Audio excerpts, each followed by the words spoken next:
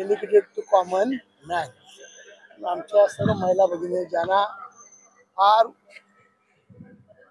प्रेमाने एकनाथ शिंदे साहेबांनी प्रत्येक महिलेच्या अकाउंटला 2100 रुपये दिले, त्या प्रचंड महिला खुश आहेत। आणि त्या महिलांची प्रमुख आमच्याकडची मीनाताई कानमळे, शिलाताई गांगुडे आणि त्यांचे सर्व टीम यांनी आज महिलांचं महिलांचं स्पेशली लाडक्या बहिणींचं चषक ठेवलेलं आहे।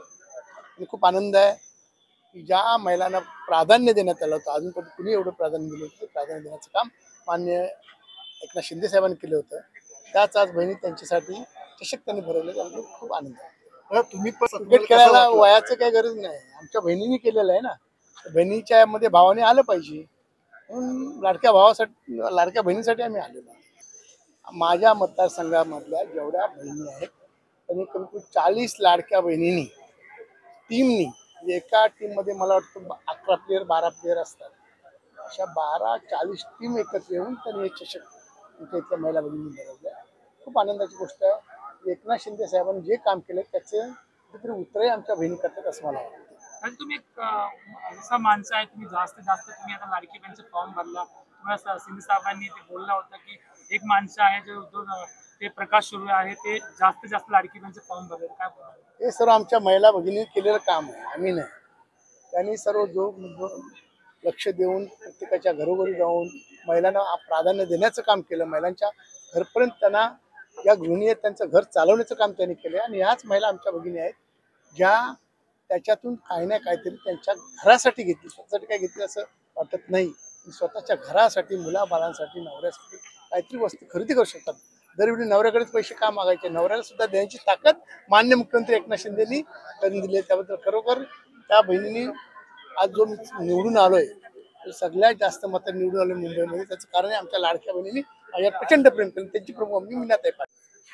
खरं तर आम्ही आपले शिवसेना पक्षाचे मुख्य नेते आणि महाराष्ट्र राज्याचे उपमुख्यमंत्री सन्माननीय एकनाथजी शिंदे साहेब यांच्या वाढदिवसाच्या निमित्ताने या मागाठाण्यामध्ये भव्य दिव्य अशा क्रिकेटच्या स्पर्धा आयोजित केलेल्या आहेत। आणि लाडकी बहीण चषक या नावाने या स्पर्धा भरवण्यात आलेल्या आहेत। महिलांच्या जवळजवळ 10 टीम याच्यामध्ये पार्टिसिपेट करत आहेत, त्याच्याशिवाय पुरुषांच्या सुद्धा एक 25 टीम याच्यामध्ये पार्टिसिपेट करत आहेत। 2 दिवस चालणारे हे सामने या ठिकाणी पहिलं बक्षीस आहे ते 22,222 रुपयाचं आहे, दुसरं बक्षीस आहे ते 15,000 रुपये 555 रुपयाचं या ठिकाणी आहे। त्याच्याशिवाय भव्य चषक असा या ठिकाणी दिला जाणार आहे।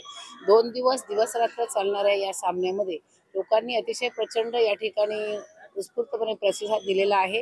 याचं कारण म्हणजे आमचे आमदार सन्माननीय प्रकाशदादा सुर्वे हे नेहमी या लहान मुलांपासून ते वयोवृष्ठापर्यंत सर्वांची सेवा करणारा म्हणून गोरगरिबांचे आमदार म्हणून ओळखले जातात।